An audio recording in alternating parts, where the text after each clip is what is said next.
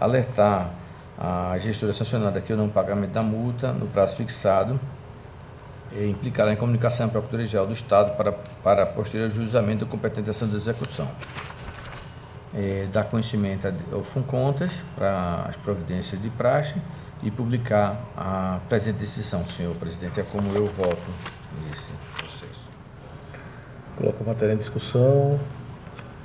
Não havendo discussão, em votação, conselheiro Sérgio. Foi o voto do relator. Também acompanho o relator, aprovado. Senhor presidente, também conforme ofício circular número 51/2022, encaminhamos a vossas excelências 3 atos de registro de pessoal, sendo 2 de aposentadoria, advindo do ADCT, né, daquelas de servidores admitidos sem concurso público antes da Constituição de 88, dentro do período de 5 anos, e um processo em função do tema 4, acho que é tema 443, acho que é isso, né? Sobre a questão da decadência, né? Na realidade, como Vossa Excelência diz, o princípio da confiança e da consolidação das relações no tempo. E como todos esses processos foram instruídos, a instrução foi regular, né? E em função dessas, da sobrevivência,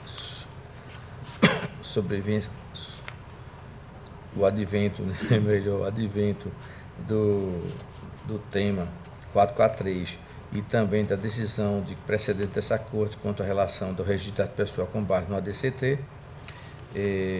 eu voto no sentido que todos esses atos sejam registrados.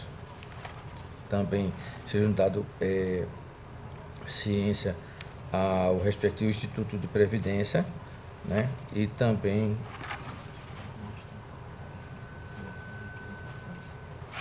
isso. Me mentiu só, senhor presidente, isso aqui não estão. Me mentiu só, presidente. Esse aqui, esse aqui, né? 1, 2. Não, falta. Deixa aqui, por favor. Tem 36, 36. Que a dúvida se estão pautados.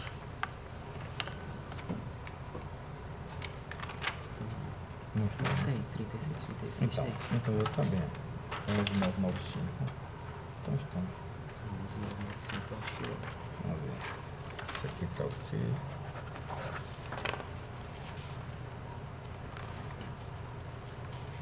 Se um então, o outro deve estar, né? E o 7859. 11995 e 7859.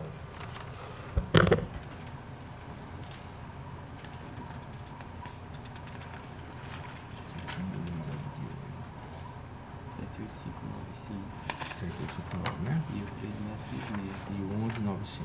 11995. O 11995 não. Com certeza. Não está contando o 11995. Tudo bem. Obrigado.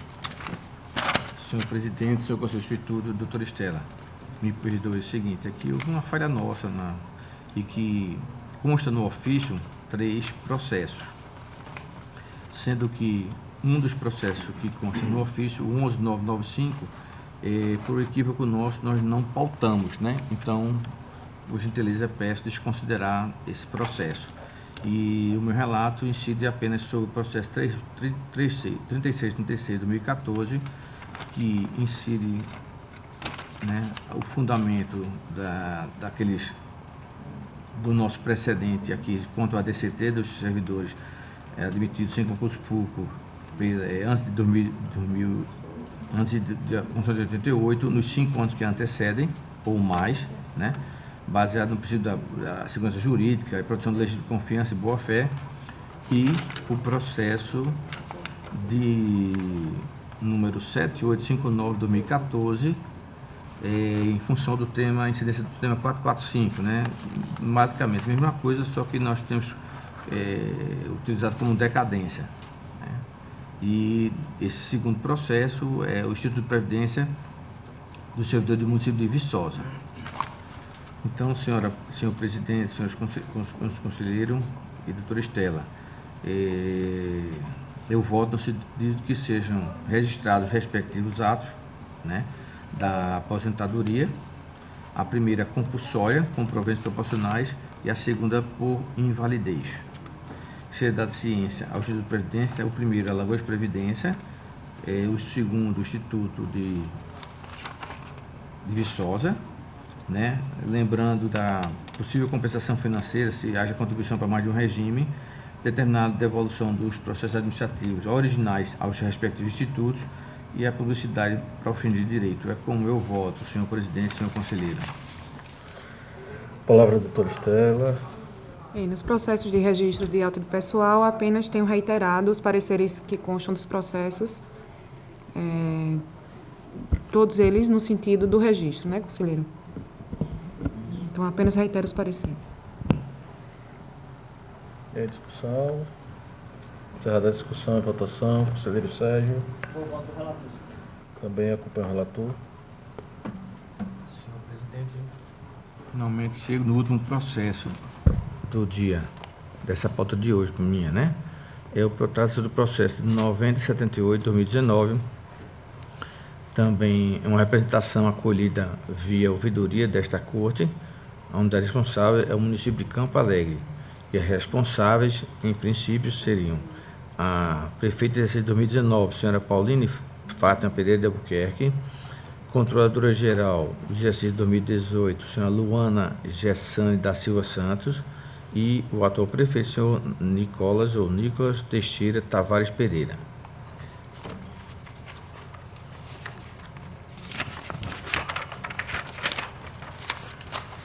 Trata-se de manifestação perante a ouvidoria desta corte, onde a demandante narra que encontrou dificuldade em obter cópia do edital de pregão presencial de número 62/2018 do município de Campo Alegre, que supostamente possui como objeto a contratação de empresa especializada na prestação de serviço de execução de projeto social para abastecimento de água no distrito de Lusiápolis.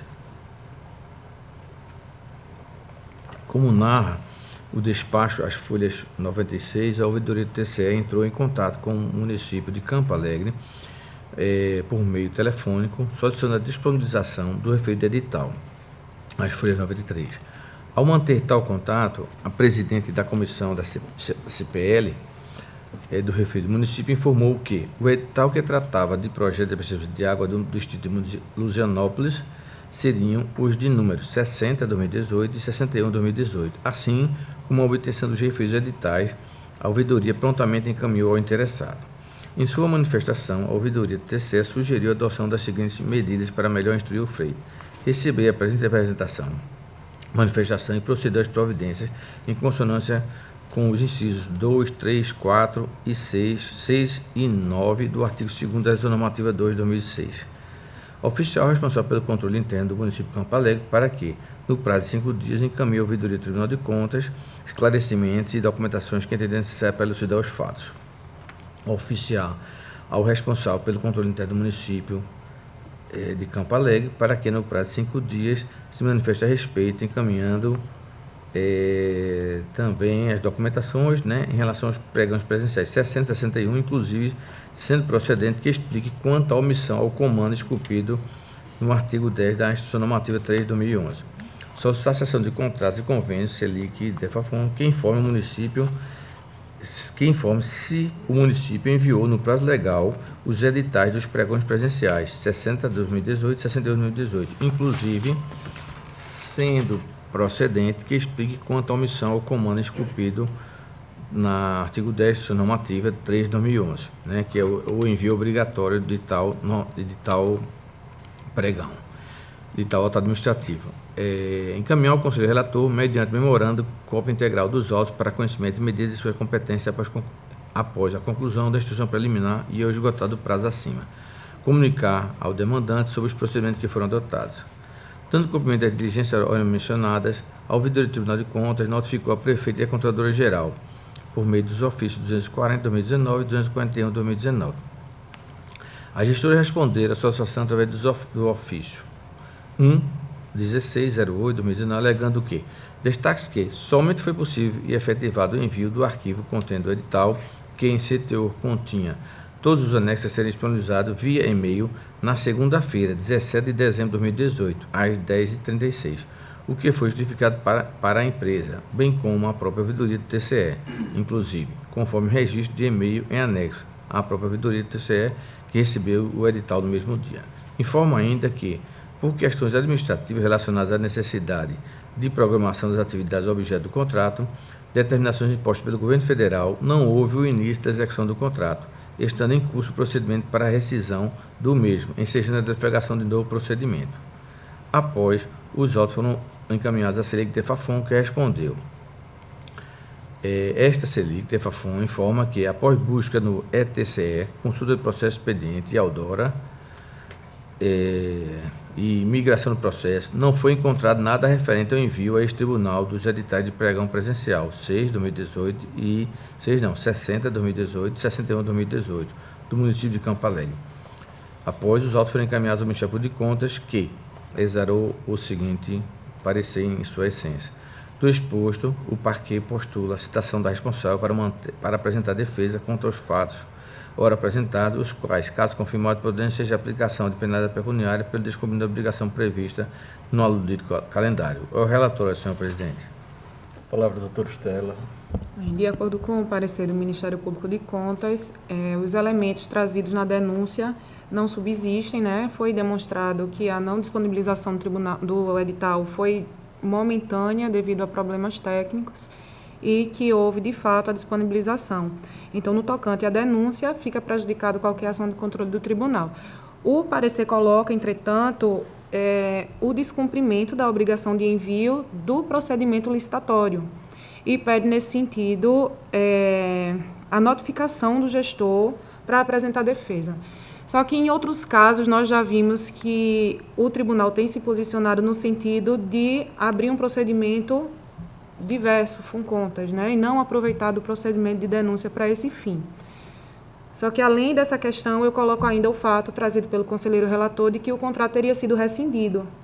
E se, nesse caso, subsistiria a necessidade de instaurar o procedimento, uma vez que a contratação não gerou qualquer efeito no município. Então, eu coloco apenas esse questionamento, porque eu não sei, de fato, se houve execução, mas essa foi a informação que foi trazida pelo gestor. Justamente por isso, porque foi alegado, né? Mas nós não temos documentação e hoje em dia com a questão da internet, fomos verificar e não tivemos condições de obter essa informação. Então, em razão disso, né? Eu vou sendo mais objetivo, já que tomei tanto tempo de Vossas Excelências hoje, eu voto no sentido de que seja conhecida a representação por necessitar de apuração de mais elementos. Que seja determinada a realização da diligência, notificando a senhora Paulina de Fátima Pereira, prefeita à época, e a senhora Luana Gessida, controladora geral à época, bem como a atual prefeita, a fim de que no prazo de 15 dias apresente sua defesa justificativa como esclarecer se houve ou não, de fato, a rescisão dos procedimentos licitatórios, apresentando inclusive documentos para tal. Ser determinado o retorno, aliás, encaminhar o FUNCONTAS para que, caso haja de forma positiva o não encaminhamento no prazo e não tenha havido a rescisão, que haja um procedimento. Determinar o retorno dos autos após o cumprimento das diligências e a publicidade do profeito de direito. É como eu voto e estou aberto às diversas sugestões aí. Eu reitero a posição que consta do parecer no sentido do não conhecimento da denúncia, porque a denúncia versava unicamente sobre a não disponibilização do edital. E esse fato foi afastado. Então, entendo que não teria como conhecer de uma denúncia se não subsistem elementos que justifiquem a necessidade de uma apuração maior. Em relação à disponibilização do edital, foi devidamente esclarecido que não houve cerceamento, né, desse direito do interessado. essa questão da rescisão ou não, ela se daria como uma questão dentro do processo FUNCONTAS, de afastamento de responsabilidade. Eu acredito que, se for instaurar um procedimento autônomo, essa informação seja levada aos autos. Ou se a notificação do gestor para a defesa no tocante ao não envio do procedimento licitatório se der nesses próprios autos, essa questão vai ser aí desenvolvida, mas não mais como objeto da denúncia, porque a denúncia, todos os elementos necessários já foram trazidos para esclarecer que não houve não disponibilização dos editais. Então, por esse motivo, eu reitero o parecer e mantenho a posição do Ministério Público. Eu me reposiciono, a senhora está certíssima, viu? Foi um erro de análise meu, viu? Eu agradeço até. Então, realmente, eu faço uma alteração no meu relatório, no meu voto, de não conhecer, porque realmente não estão presentes os requisitos. Ou seja, o que eu estou buscando não está relacionado com os requisitos de admissibilidade, né? Está certíssimo isso. Mas encaminhar o FUNCONTAS para que abra um novo processo e faça a verificação. Entendeu? É como eu faço a minha retificação do voto, para Vossas Excelências. Tem discussão, o conselheiro Sérgio quer falar alguma coisa sobre... Por favor. Eu acho que até conselheiro Alberto, até a questão da abertura do processo FUNCONTAS fica prejudicado, porque a finalidade do processo é exatamente verificar se a prefeitura encaminhou o contrato para que a gente possa fazer a fiscalização, a auditoria ordinária daquele contrato, né? E tendo sido o contrato, segundo informações trazidas pelo Ministério Público, o contrato foi cancelado, né? De alguma forma foi desfeito, eu vejo como uma perda de objeto aí a análise desse contrato, né? Não houve, em tese, a não ser que a doutora Estela tenha mais informações com relação a despesa, eventual despesa, houve... Na verdade, a informação da rescisão do contrato foi trazida no relatório do conselheiro. Eu não tinha essa informação no parecer. Tá. Foi uma informação trazida aqui. Tá. Doutor Sérgio, quer fazer alguma colocação aí com... Não, diante aí do reconhecimento do relator, da retificação aí do equívoco, eu acompanho o relator e não conhecer a representação em relação, uma vez que foi rescindido o contrato, e aí não tem razão de prosseguir a representação, né? No mais, o próprio relator já reconheceu, então eu acompanho o voto do relator. Ok. Vou acompanhar também o relator, proclamar o resultado, aprovado. Senhor presidente, encerro minha pauta por hoje. Senhores, eu não tenho pauta para o dia de hoje, de modo que eu gostaria de passar a palavra a Vossas Excelências, para quem dela queira fazer uso da palavra. Não havendo quem queira fazer uso da palavra, declaro encerrada a sessão.